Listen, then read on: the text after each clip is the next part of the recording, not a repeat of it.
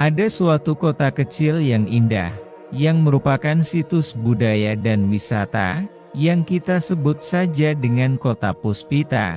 Karena memang kota yang indah ini, dipenuhi dengan berbagai pohon kembang dan bunga yang meneduhkan jalan kota yang antik, dan dipenuhi oleh bangunan-bangunan tradisional yang indah yang masih terawat dengan baik. Kota Puspita menawarkan aneka hiburan, seperti pertunjukan seni tradisional, restoran dan kedai makanan, toko cenderamata, penyewaan pakaian tradisional dan sebagainya. Sebagai objek wisata, kota ini merupakan tempat tujuan yang sangat populer bagi para turis dan di saat musim liburan, selalu ramai dengan para pengunjung. Di kota Puspita, ada satu wilayah yang berada tepat di pusat kota, yang disebut wilayah Kota Tua. Berbeda dengan wilayah kota Puspita yang lainnya, Kota Tua hanya berisi kuil antik, taman-taman yang indah dan dikelilingi jalan dan gang yang berliku-liku, seperti sebuah labirin. Kota Tua hanya terbuka untuk umum dari pagi hingga menjelang matahari terbenam. Para petugas akan membunyikan sirene 1 jam sebelum Kota Tua ditutup untuk umum, dan dengan sopan, mulai menggiring para turis untuk segera keluar dari wilayah Kota Tua. Ada beberapa alasan mengapa Kota Tua ditutup pada malam hari, seperti larangan memasuki wilayah kuil tua di malam hari, namun yang menjadi alasan utama adalah tidak ada lampu penerangan yang dipasang di Kota Tua, karena wilayah itu adalah cagar budaya, dan para tamu dapat tersesat atau cedera di lorong-lorong yang gelap dan menyesatkan seperti labirin. Di luar wilayah Kota Tua, banyak penginapan untuk para turis untuk bermalam, begitu juga restoran, dan gedung pertunjukan kesenian tradisional yang buka hingga larut malam, sehingga para turis yang menginap, tidak akan kekurangan hiburan. Apalagi para gadis penari, dan pengajar kesenian tradisional yang berparas cantik selalu menggunakan pakaian tradisional khas kota Puspita yang ayu dan rupawan, yang menambah kesan eksotis dan antik kepada kota Puspita. Namun para turis tentunya dilarang mengganggu para gadis penari dan semua pekerja di kota Puspita. Ini adalah tempat wisata yang bersih dan aman untuk para turis dan pekerja, di mana kesopanan dijunjung tinggi.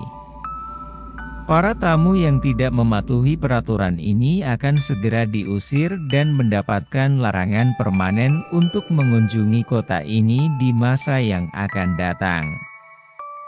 Walaupun kota Puspita adalah objek wisata yang bersih dan populer, namun ia juga tidak luput dari gosip, desas-desus dan rumor yang beredar, terutama mengenai wilayah Kota Tua yang terlarang dimasuki di malam hari. Ada yang mengatakan, wilayah Kota Tua dipenuhi oleh hantu yang haus darah di malam hari, sehingga sangat tidak aman untuk turis berkeliaran. Namun ada juga gosip yang mengatakan, di Kota Tua, pada malam hari, para penari atau bahkan para bidadari, turun dan berkumpul di taman depan kuil, yang terletak di tengah Kota Tua, dan pria yang beruntung dapat bertemu dengan mereka, akan diajak berkencan, bahkan dapat membawa mereka pulang untuk dijadikan pasangan hidup. Sebagian besar orang tentunya berpikir ini hanyalah gosip belaka, mungkin disebarkan oleh orang iseng atau merupakan bagian dari strategi pemasaran. Namun tidak sedikit kaum pria kesepian, yang ingin membuktikan kebenaran gosip ini, apalagi setelah mereka melihat kecantikan para gadis kota Puspita. Kenji adalah salah seorang wisatawan yang merasa penasaran dengan gosip ini. Sudah beberapa hari ia menginap di kota Puspita dan mencari cara untuk menyelinap ke kota tua atau bersembunyi di dalamnya. Namun para petugas penjaga sangat ketat dalam memeriksa dan memastikan tidak ada yang masuk ke wilayah kota tua. Semua jalan menuju wilayah kota tua juga ditutup dengan pintu gerbang besar yang tertutup rapat, sehingga tidak mudah untuk menyelinap masuk. Kenji yang mulai merasa frustrasi hanya dapat menggerutu seorang diri dan menghabiskan waktu liburannya dengan berkeliaran seorang diri tanpa memilih arah dan tujuan. Ia memang datang sendirian dan setelah melihat kecantikan para gadis kota Puspita, makin besar kenjinginannya untuk memiliki mereka sebagai pasangan. Pada suatu malam, di sisi kota yang terlihat sepi, Kenji melihat seorang perempuan yang cantik mempesona, jauh lebih mempesona daripada para gadis kota Puspita pada umumnya. Perempuan ini menggunakan pakaian tradisional yang indah dan penuh perhiasan, berjalan dengan tenang dan anggun seorang diri. Tanpa ia sadari, Kenji perlahan mulai mengikuti langkah perempuan tersebut. Ia seperti terbuai dalam mimpi, karena ia belum pernah melihat ada manusia secantik dan seanggun ini. Perempuan ini lebih layak disebut sebagai bidadari yang turun di bumi. Rupanya ada sedikit kebenaran mengenai gosip yang beredar. Perempuan itu terus berjalan mendekati salah satu gerbang wilayah kota tua, yang anehnya terbuka lebar di depannya. Tanpa ragu, perempuan itu memasuki gerbang, dan Kenji terus mengikuti di belakangnya. Mereka berjalan melintasi gang-gang yang berliku seperti labirin. Di depan Kenji, muncul perempuan-perempuan lain yang datang dari berbagai arah dan mereka semua berjalan bersama menuju halaman kuil yang memiliki sebuah taman yang luas dan indah. Setiba di taman kuil, para perempuan berkumpul di tengah taman, dan mereka mulai menari dengan indah. Dengan terkesima Kenji memandang mereka. Semua perempuan yang menari terlihat sangat rupawan, namun ia selalu menemukan pandangannya, selalu kembali pada perempuan pertama yang ia ikuti. Buat Kenji, inilah sang bidadari tercantik di antara para bidadari lainnya. Di sudut matanya, Kenji melihat ada pria-pria lain, yang seperti dirinya, datang mengikuti para perempuan tersebut. Mereka pun berdiri dengan pandangan terkesima.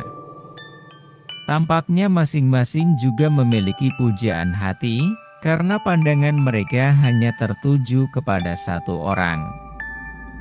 Kenji berpikir ini adalah hal yang baik. Dengan demikian mereka tidak perlu berebut dan berkelahi demi mendapatkan pujaan hati mereka masing-masing. Bulan pun muncul di balik awan dan sinarnya yang terang membuat para penari terlihat berkilau dalam cahaya rembulan. Mereka sungguh tampak bagaikan para bidadari yang turun dari langit. Aroma parfum yang harum tercium, walaupun Kenji berdiri cukup jauh dari para perempuan tersebut, membuat jantungnya berdegup dengan kencang dan hasratnya. Tak lama, tarian para perempuan itu akhirnya usai dan para perempuan itu membalikkan badan, menghadap kepada para pria yang menonton dengan terkesima. Tangan-tangan mereka mengisyaratkan para pria untuk mendekat, sementara wajah mereka menunjukkan senyum menawan yang menggoda. Para pria mulai berjalan mendekat, beberapa malah berlari dan langsung memeluk perempuan yang mereka suka dan terdengar suara desahan dan tawa para perempuan yang membuat para pria semakin penasaran dan mereka pun memeluk perempuan idaman mereka. Kenji yang berada di paling belakang merasa langkahnya terasa berat. Ia berpikir apakah ini semua hanya mimpi, Atau benar ada seseorang bidadari cantik yang menginginkan dirinya? Matanya terus memandang sang perempuan yang tersenyum dan membalas tatapan Kenji. Saat hampir semua pria larut di pelukan perempuan yang mereka idamkan, terdengar suara bergumam, lalu erangan, yang diiringi teriakan keras dari pria yang pertama. Tampak perempuan cantik yang ia cumbu memeluk dirinya dengan erat dan kuku-kukunya yang tajam mencengkeram punggung sang pria dan membuat dirinya berteriak kesakitan. Semua orang memandang kepada kedua pasangan ini. Pria itu masih berteriak kesakitan, sedangkan perempuan yang terus memeluknya dengan erat masih tersenyum manis. Ia mendekatkan wajahnya ke leher pria itu, seolah hendak mencumbunya. Lalu mulutnya terbuka dengan sangat lebar dan ia segera menggigit pria di hadapannya. Pria itu berteriak lebih keras, namun suaranya hilang saat perempuan itu menarik potongan daging dari lehernya yang terkoyak besar. Tubuh pria itu masih mengejang dengan perlahan, sementara perempuan itu terus makan dengan lahap.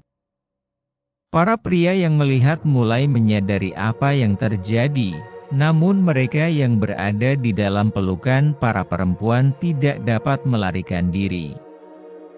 Tangan-tangan mereka yang lentik dan tubuh mereka yang lembut memiliki kekuatan yang tidak terkira. Para pria seperti berada dalam pelukan ular piton.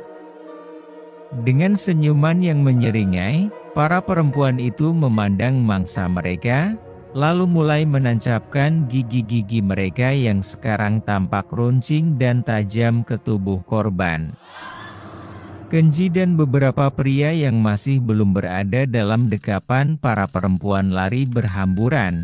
Mereka yang lambat segera mendapatkan diri mereka diterkam dari belakang dan berada dalam pelukan yang sangat erat, yang membuat mereka sulit bernapas dan tak lama menjadi santapan para perempuan yang secara perlahan memakan mereka hidup-hidup, seolah menikmati suara teriakan mereka dan raut wajah yang dipenuhi ketakutan dan rasa sakit. Kenji berlari kencang tanpa memperhatikan sekeliling. Ia tidak menyangka melihat pemandangan yang begitu menyeramkan. Lama ia berlari tak tentu arah, tersesat di jalan yang menyerupai labirin dan terkadang muncul lagi di area taman. Karena lelah berlari, Kenji memutuskan untuk bersembunyi dan mengatur napasnya kembali. Tak lama setelah Kenji bersembunyi di balik sebuah batu besar, ia melihat seorang perempuan muncul dari ujung gang di hadapannya. Perempuan itu berjalan dengan tenang dan tidak terburu-buru. Wajahnya yang cantik tersenyum mempesona. Tiba-tiba perempuan itu mengulurkan tangannya yang berubah menjadi sangat panjang ke arah Kenji.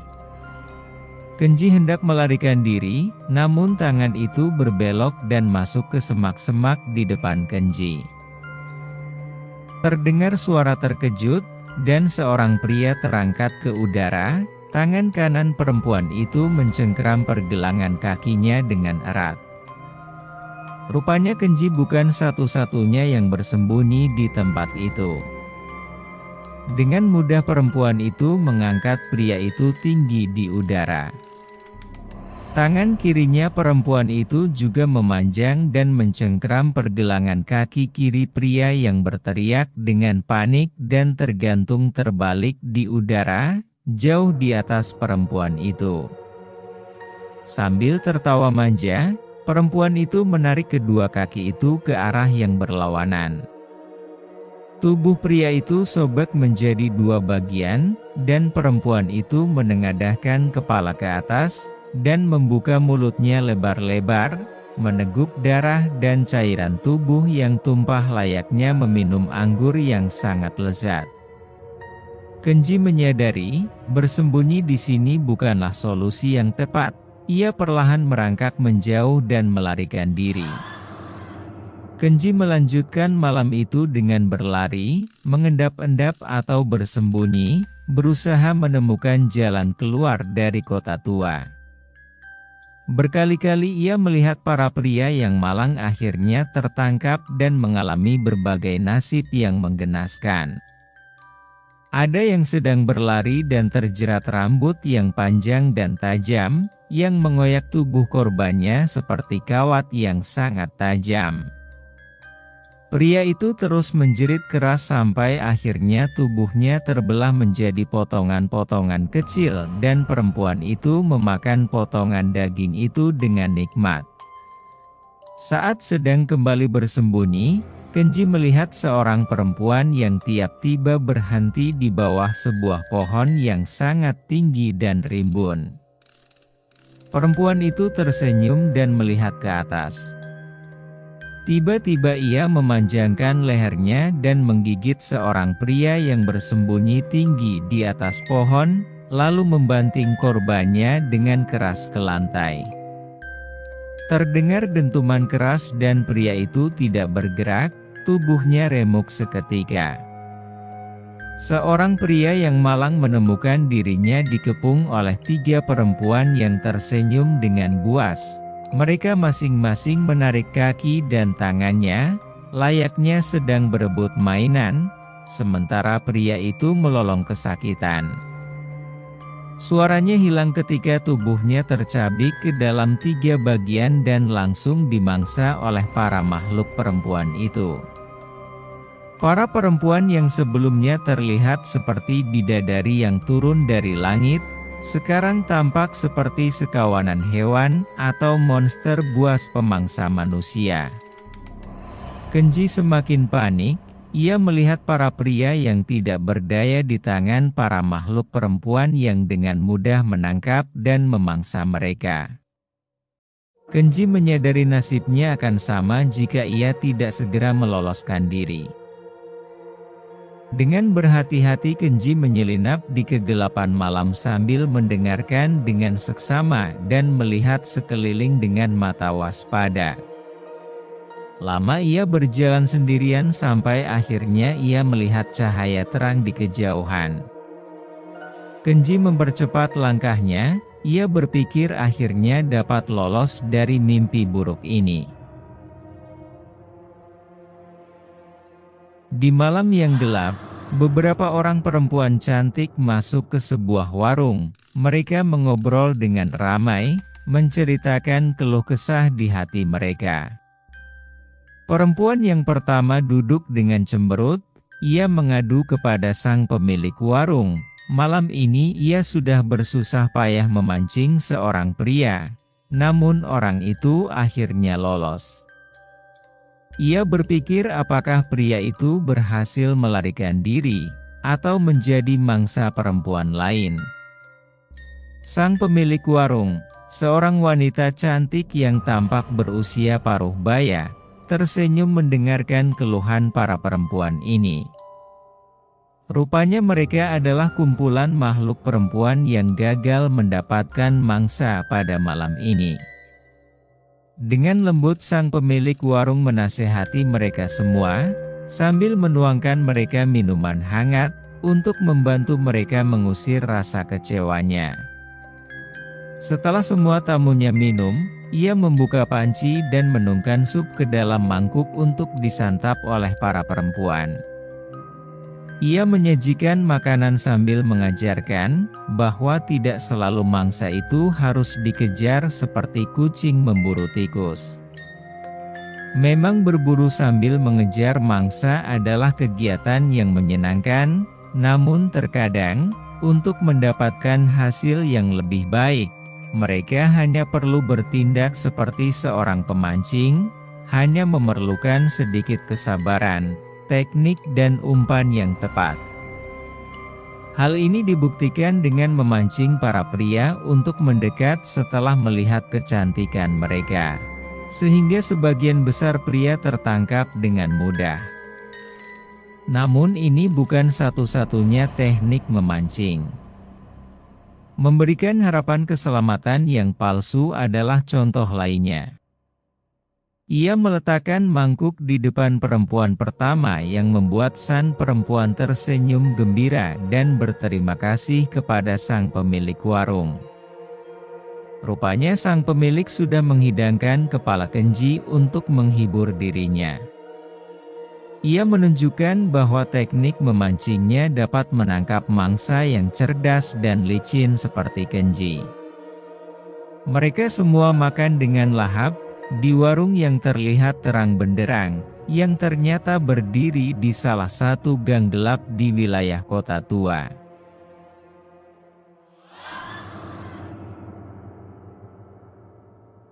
Demikian cerita kita pada kali ini. Sebaiknya selalu waspada saat menemukan kesempatan atau hadiah yang di luar nalar, karena hal itu bisa merupakan perangkap untuk kita.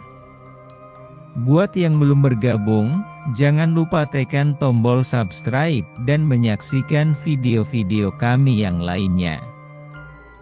Dan jika Anda suka cerita ini, silahkan like dan share.